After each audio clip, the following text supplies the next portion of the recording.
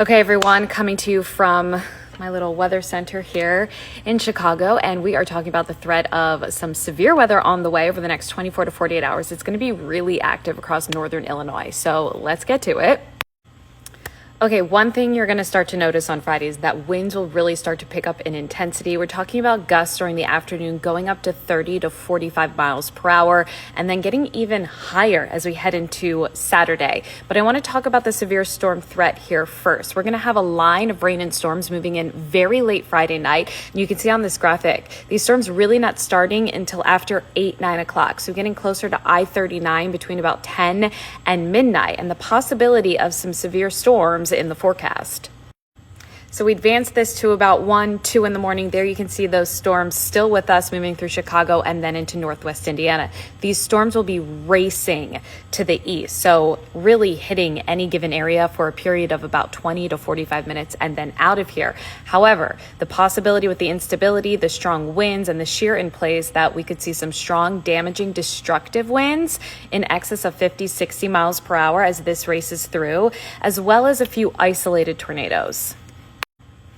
Now, the main threats with this system will be damaging, destructive winds, and then a few isolated tornadoes. You can see our tornado risk. We are outlined to be in that 2% to 5% threat zone. So it's not that high, but it's not zero. Off to the south and west into parts of central and southern Illinois is really where that bullseye is and the threat is heightened. However, across the area, we need to be alert because also this is a late night system hitting after about 10, 11 o'clock. So everyone needs ways to receive warnings Friday night into early Saturday. You can also see the Storm Prediction Center has outlined the areas of greatest risk on a level 1 to 5, parts of Chicago, Northwest Indiana, level 2 out of 5, off to the south and west. For those of you in Kendall, Grundy, LaSalle, Southern DeKalb, you're under a level 3 out of 5. And that's where we start to see that risk enhanced a bit. And then farther south and west, and we're talking to parts of central southern Illinois, again, where that bullseye is, they have the highest risk of severe weather tomorrow and into early Saturday. Again, those main threats: destructive winds, downpours, as well as a few isolated tornadoes late at night.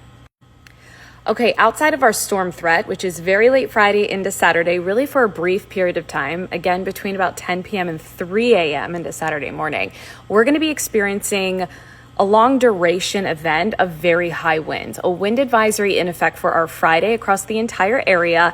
And we can expect these gusts tomorrow reaching up to 35 to 45 miles per hour.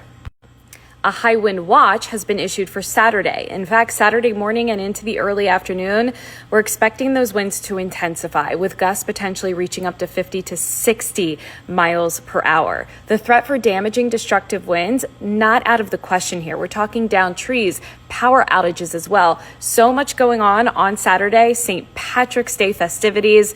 So the good news is that the rain and the storms moving out in time for the river dyeing. However, for the parade and any loose objects outside, a little bit of a nightmare because it is going to be so windy. So also think about anything at your home that might need to be secured. Any outdoor furniture, patio furniture, trampolines, trash cans. Make sure all of these things are secure because these winds will be no joke as we head overnight Friday and into Saturday. Okay, here you can see the official Saturday St. Patrick's Day forecast. Temperatures on our side. We're in the mid 60s here throughout the morning and into the afternoon. Rain moving out. However, again, those gusty winds. So we're going to be holding on to our green hats throughout the day. So just be alert, and be alert again for that storm threat very late Friday between 10 p.m. and 3 a.m. Saturday. Have ways to receive warnings. This is basically our first severe weather threat of this year. So we just want everyone to be prepared.